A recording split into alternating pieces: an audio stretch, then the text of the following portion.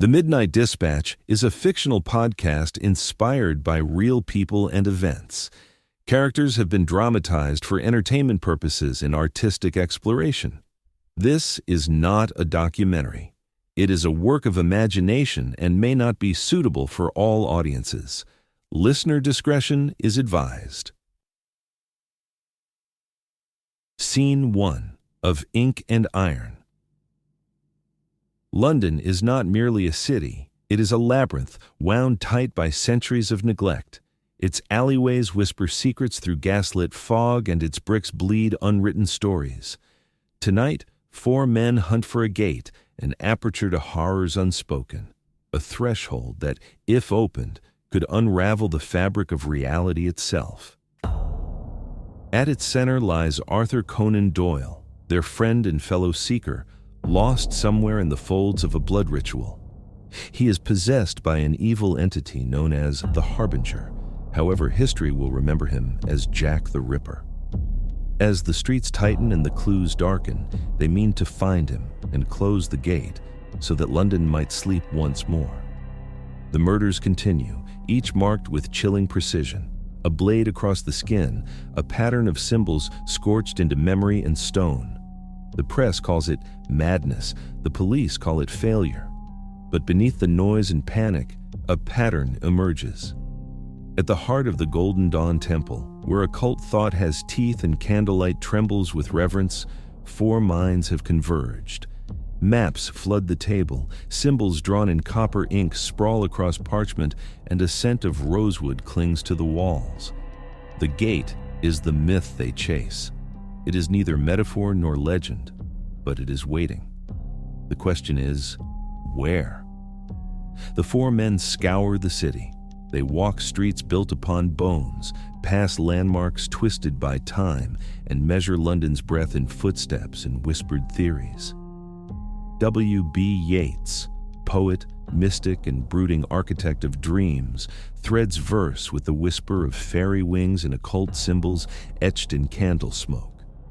A founder of the Irish literary revival and member of the secretive society, the Golden Dawn, he wields language like ritual, shaping worlds seen and unseen.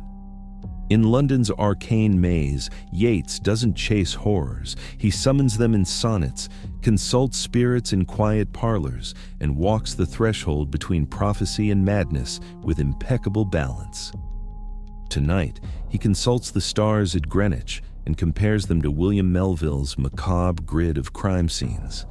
He argues with an astronomer over convergences, watches fog roll in over the Thames, and mutters half-prayers to deities whose names he hadn't spoken since his days at Oxford. The constellations offered riddles, but no answers.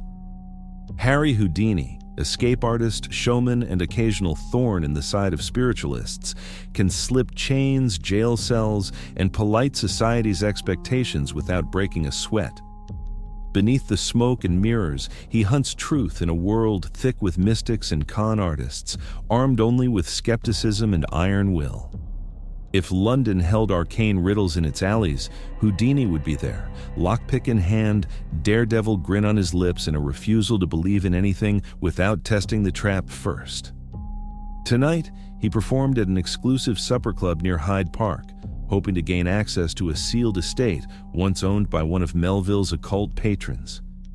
What began as an evening of handcuffs, cocktails, and aristocratic pretense quickly turned into a covert operation. Slipping away from the crowd, he uncovered a hidden wall safe, concealed behind an old painting.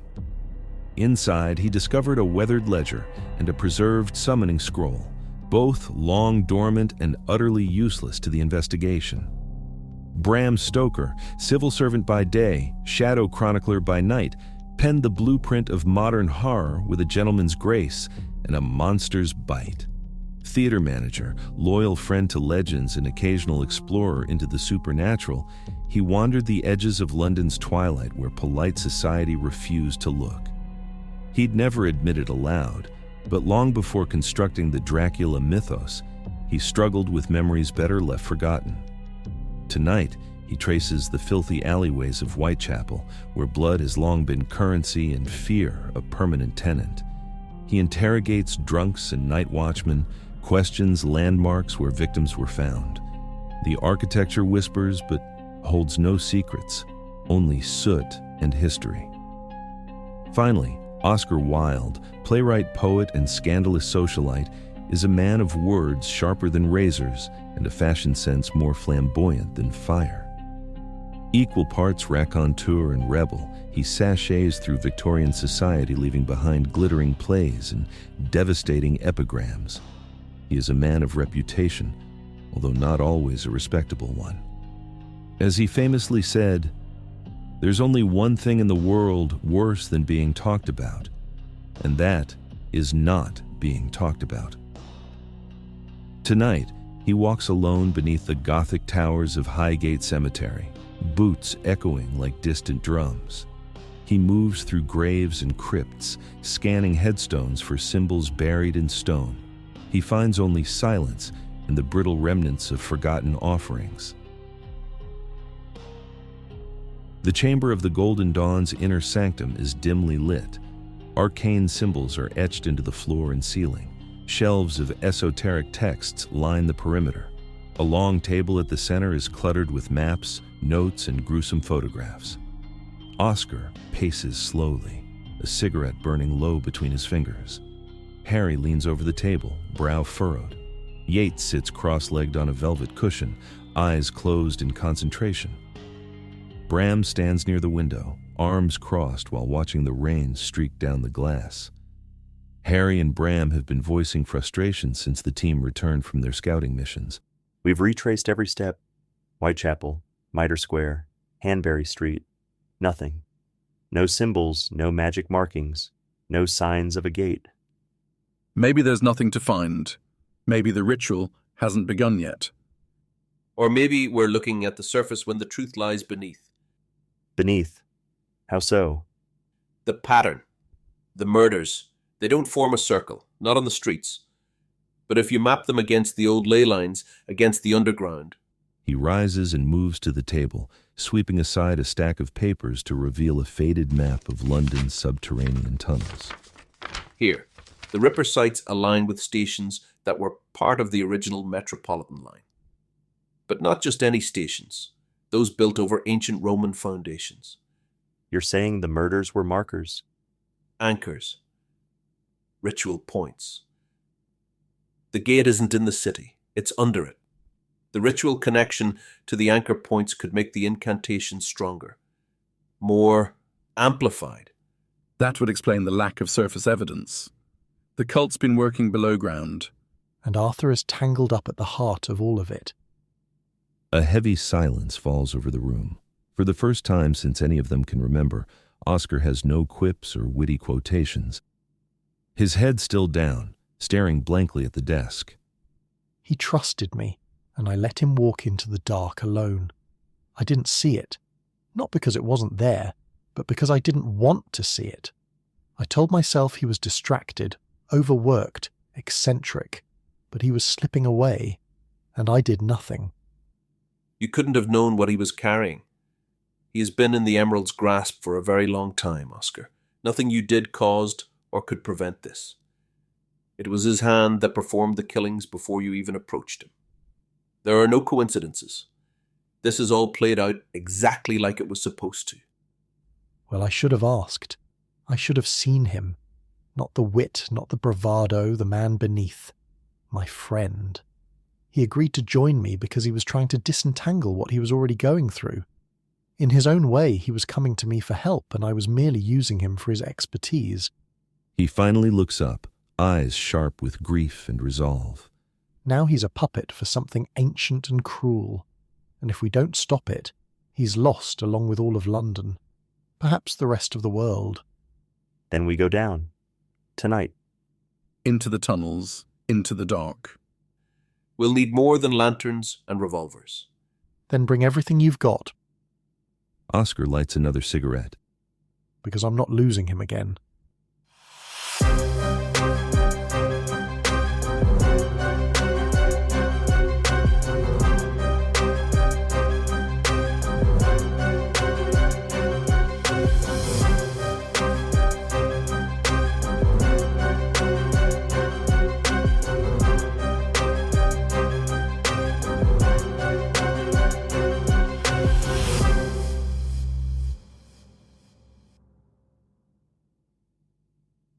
Yeats leads them down a narrow spiral stair hidden behind a false bookshelf, the air growing colder with each step.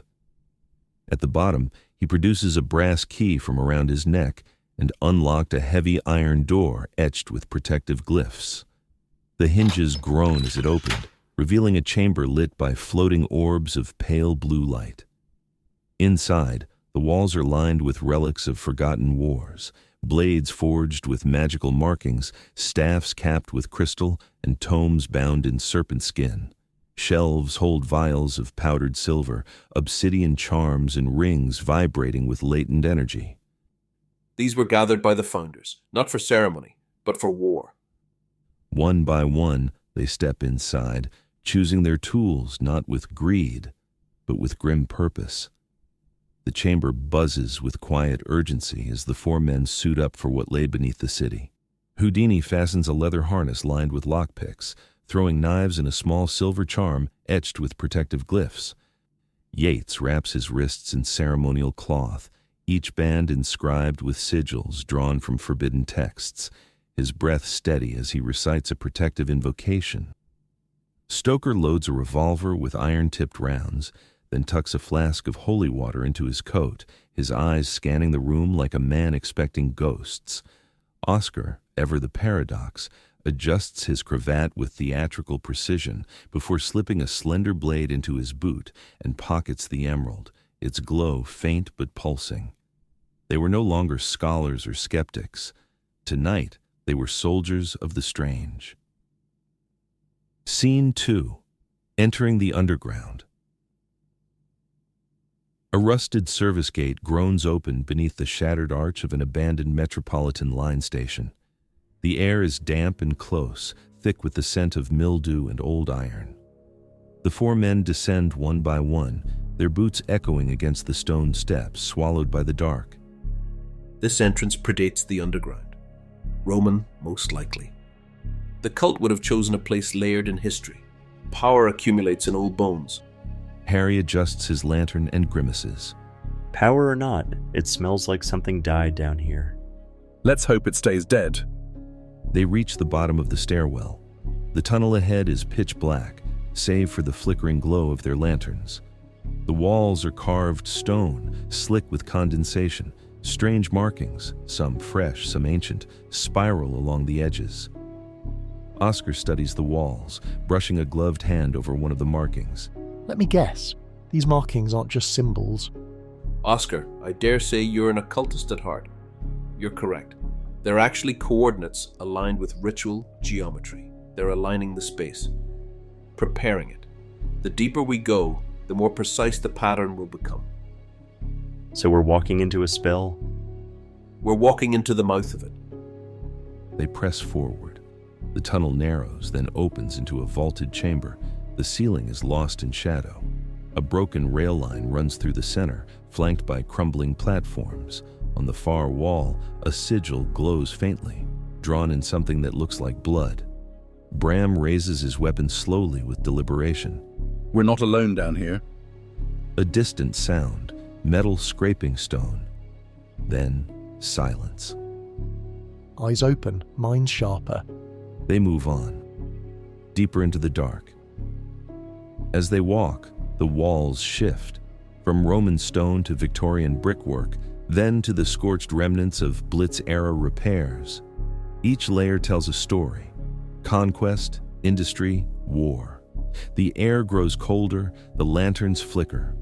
The underground is like an old manuscript, rewritten over the centuries. Roman roads beneath Norman crypts, Saxon wells buried under steam tunnels. Here, the Great Fire of 1666 scorched the earth above. There, the Black Death piled bodies in plague pits. And during the Blitz, these tunnels became both tombs and sanctuaries. London has covered up many of its ancient wounds. And the cult's carving a new one? No, Harry. They're reopening an old one.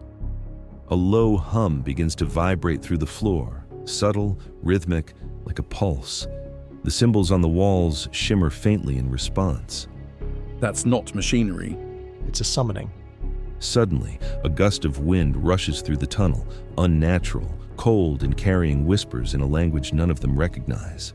The lanterns sputter. Whatever they're calling, it's close. They draw their weapons, their resolve hardening. The chamber ahead yawns open like a throat, and the sigil on the far wall pulses, once, twice, then vanishes. They step into the void. Scene 3. The Drowned Witness. As the 4 men cross the threshold, the air changes, thicker, colder, charged with something unseen. Their lanterns dim, as if the darkness here resists light itself. The chamber is vast, circular, and sunken, an ancient reservoir repurposed. Moss clings to the brickwork. Iron scaffolding from the Victorian era hangs like a rib cage overhead, rusted and broken. At the center, a stone platform rises from stagnant water, etched with concentric rings of symbols. This was once part of the Fleet River system. Before it was buried, before the city forgot it flowed. Oscar and Harry gaze upwards, peering into the dark. The scales of the scaffolding disappear into blackness. The Fleet, London's lost river. They built prisons and churches over it, buried it beneath streets and silence. Bram continues scanning the shadows. London's legacy passes through him with little interest. He is too frightened for a history lesson. And now someone's dredged it back up. Harry points towards one of the platforms, littered with what appears to be trash, half-burnt candles and scorched papers. Wax drippings, burnt offerings, blood. This place has been used recently. They approach the platform. The symbols carved into the stone pulse, faintly. Bones, animal mostly, are scattered at the edges, but among them something else. A human jawbone, still bearing a gold tooth. Yeats kneels and traces one of the sigils, motioning for Harry to draw the lantern closer so he can get a better look. This isn't just ritual space. It's a convergence point. Roman augurs marked it. Medieval alchemists mapped it. Even the Masons sealed it off in the 1700s. And now these bastards are unsealing it. A sudden clang echoes from above, metal on metal. They freeze. A figure moves in the shadows of the upper scaffolding, hooded, watching. Bram raises his pistol and starts shouting. Show yourself. The figure vanishes. A second clang, this time behind them, then a third, closer. Harry steps backwards towards the platform, slowly, while looking around and up into the scaffolding. They're surrounding us. They're hurting us. The water around the platform begins to ripple. A low, guttural chant rises, not from any throat, but from the walls themselves. The sigils flare red. Oscar pulls the head of his cane from its sheath, exposing the long stiletto blade hidden within. This isn't a chamber. It's a trap. The platform begins to sink. The hidden chamber beneath the old Aldwych station has been sealed since the Blitz. Its walls are scorched and the ceiling above has been reinforced with iron beams. At the center stands a ritual dais surrounded by 13 robed figures, the circle reformed. Candles flicker in concentric rings, the air's thick with incense and something older, ozone, blood, and memory. Ad profundum vocamus, per ossa urbis, per sanguinem regium, per flumen oblitum. We call to the depths, through the bones of the city, through the blood of kings, through the forgotten river. A massive tome lies open on a stone pedestal.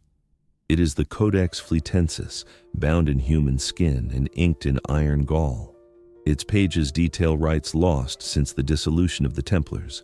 A hooded acolyte steps forward, his robes black, his head bowed. He places items on the pedestal. A Roman coin, a shard of plate glass, a feather from the tower's ravens, each relic tied to London's buried pain. The chamber begins to tremble. Water seeps upward through the cracks in the floor, dark, ancient, not entirely water. The sigils carved into the walls ignite in red and violet flame.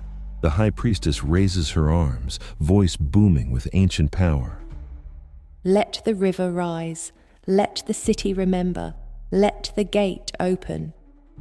A spectral figure begins to form above the dais, shifting, faceless, composed of smoke and bone. It speaks in a voice that echoes backward through time and sounds like crumbling stone. Who dares awaken the memory of London? The circle kneels. The ritual is working. The entity is not a demon, not a god, but something older. A consciousness born of centuries of suffering, buried beneath cobblestones and cathedrals. We of the Alpha et Omega offer the city's pain. We offer its silence. We offer its forgotten dead. The entity begins to descend toward the dais. It has no name in human tongues, only echoes. The memory beneath, the drowned witness, the city's shadow. It is a consciousness formed from the collective trauma of London itself. Every plague pit, every execution at Tyburn, every fire, flood, and bombing has left a psychic residue.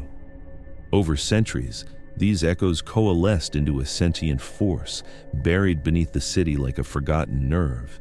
It is not evil, but it is alien. A being of memory and pain, shaped by centuries of human suffering. It does not think as humans do.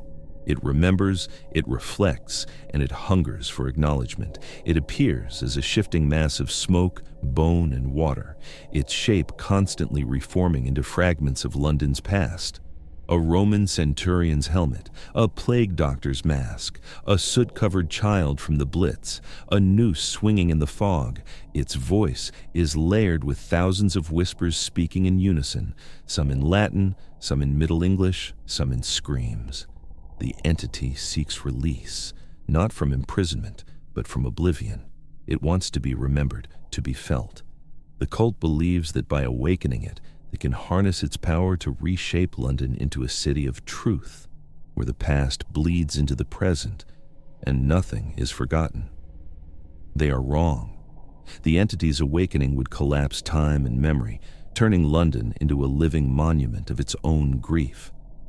Streets would echo with voices from every era. The dead would walk, not as ghosts, but as memories made flesh.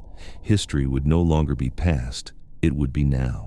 They believe they can control it, but the entity does not serve. It reveals and it remembers, and once awakened, it may never sleep again.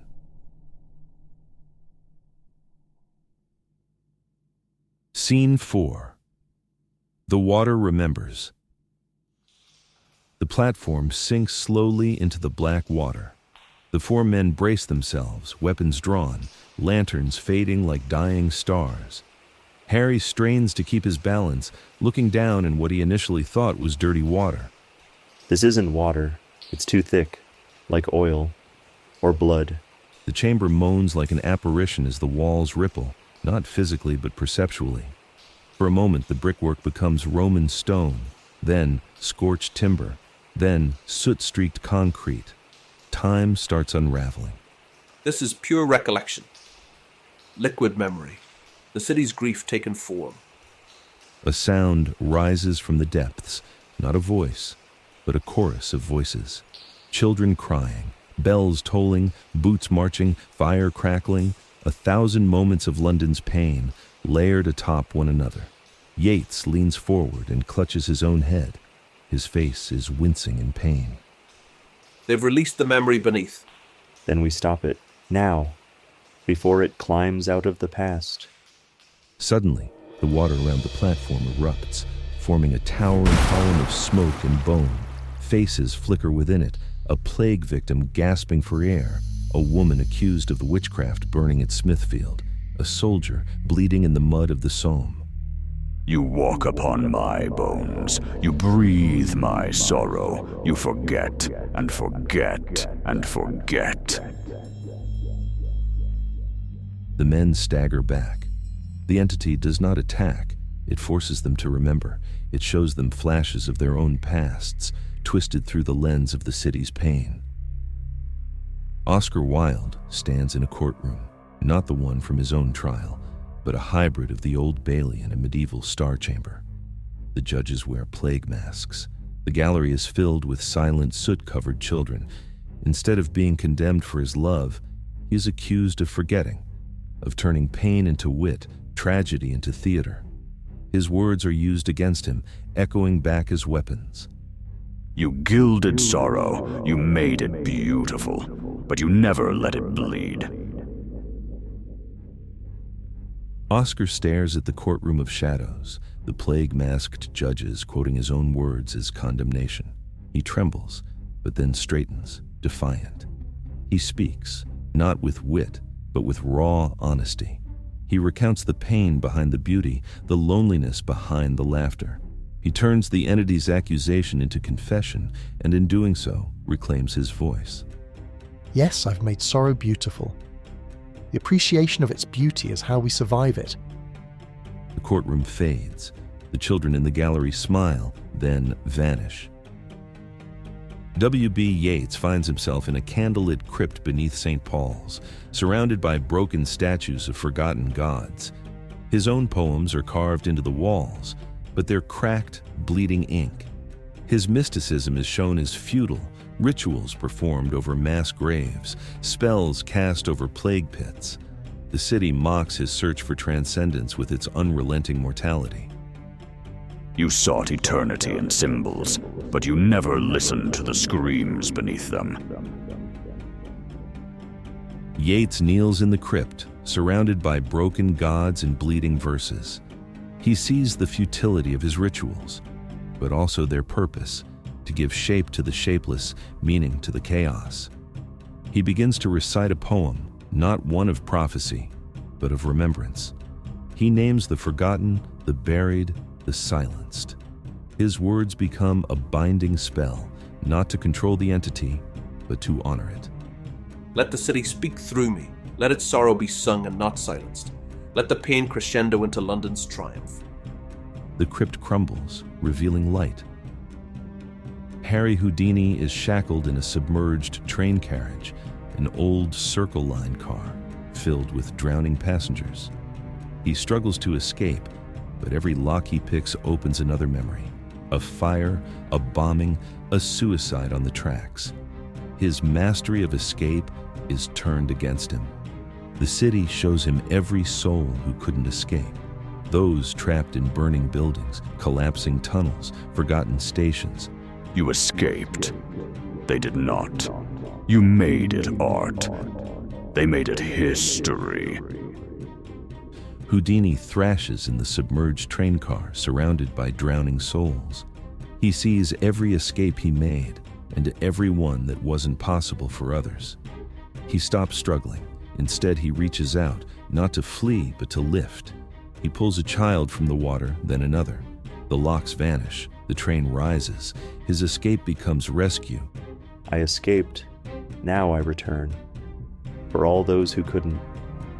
The water drains. The chains dissolve. Bram Stoker walks through Whitechapel, fog thick as smoke. He sees Jack the Ripper's victims, but they wear the faces of characters he created and has yet to create. Mina, Lucy, Dracula himself. His fiction is shown as a mask over real horror. The city accuses him of turning blood into entertainment, of feeding on fear without honoring its source. You give monsters names, but you never named the city that birthed them. Stoker walks through Whitechapel, haunted by his own creations wearing the faces of real victims. He sees how fiction can obscure truth, but also how it can preserve it. He begins speaking their names, not Mina, not Dracula, but the real women lost to violence. He rewrites the scene, turning horror into testimony. Stories do not hide the dead. They give them voice. They reflect memories into the folklore of narrative, and thus the dead become eternal. The fog lifts, the monsters vanish. The entity screams, not in pain but in recognition. It collapses inward, folding into itself, becoming smaller, denser, until it is a single pulsing ember of memory, hovering above the platform. Remember me. And then it vanishes. The chamber is still. The water recedes as the platform rises. The four men catch their breath, then press onward into the dark, changed. The visions were not punishments, but revelations, each one a mirror held to the soul. They were meant to unearth the ways they had shaped and been shaped by London's sorrow. The entity did not seek to torment them, but to make them remember not only their own fractured pasts, but the city's long, aching memory.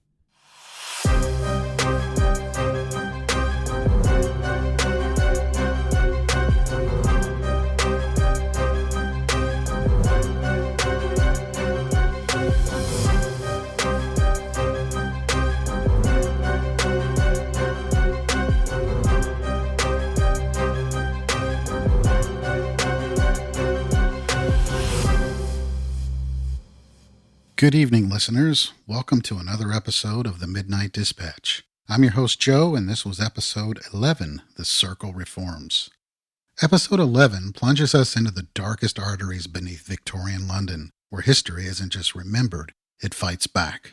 As Wilde, Yeats, Houdini, and Stoker descend into the forgotten tunnels beneath the city, they're forced to confront not only the cult that has taken Arthur, but the buried trauma of London itself.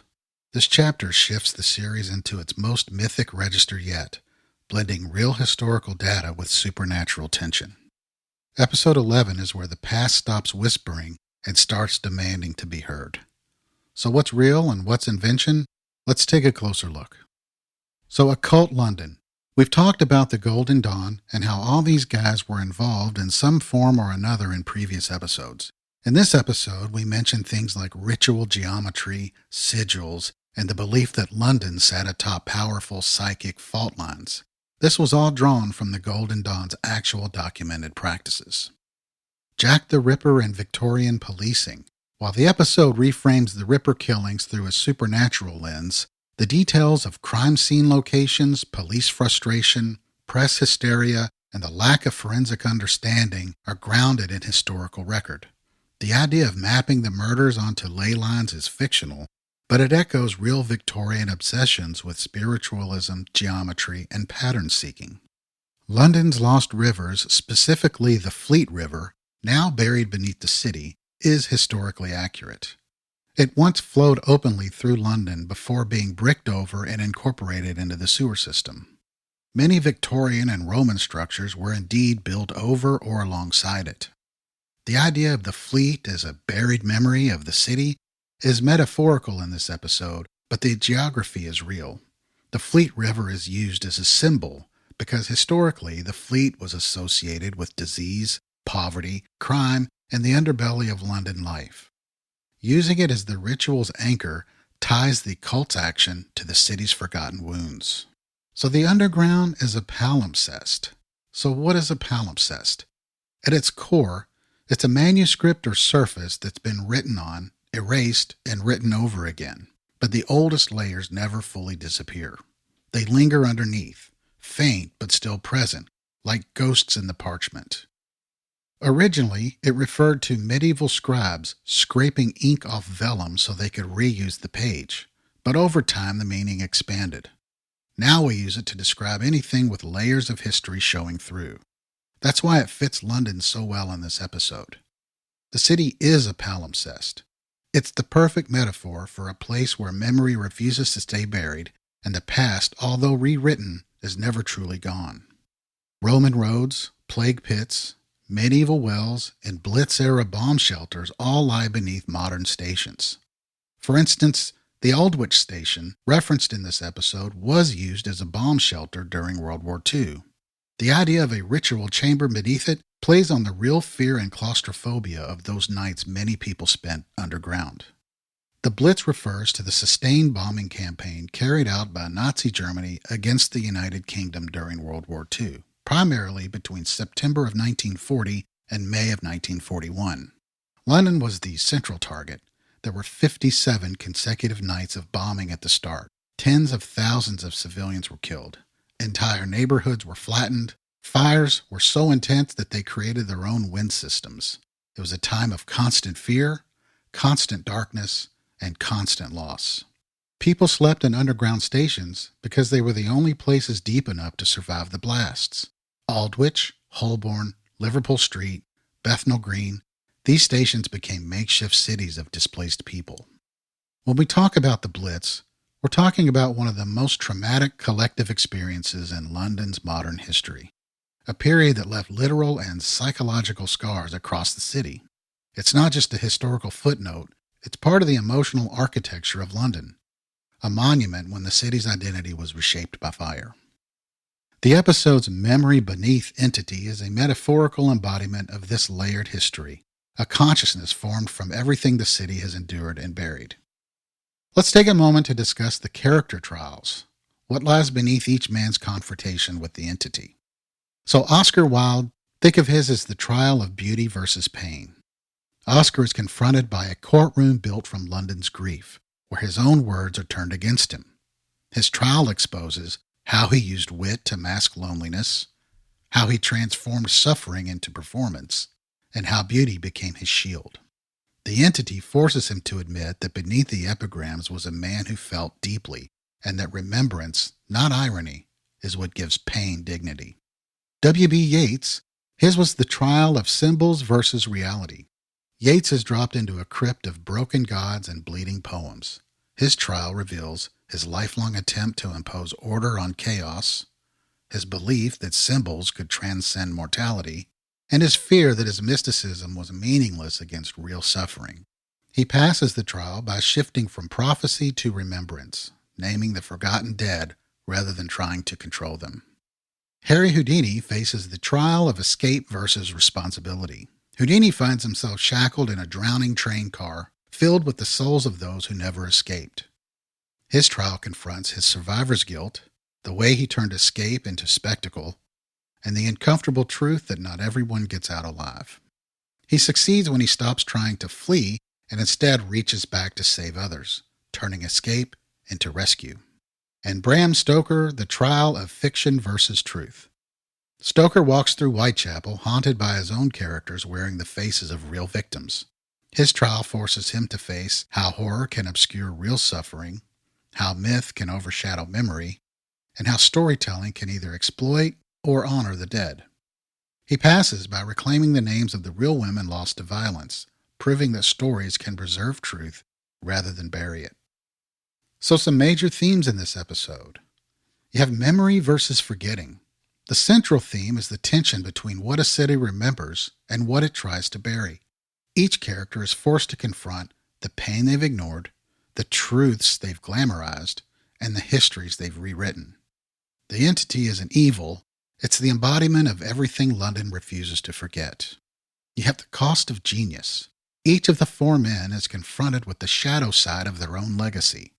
Wilde's wit masking loneliness, Yeats's mysticism masking fear, Houdini's escapes masking survivor's guilt, and Stoker's fiction masking real violence.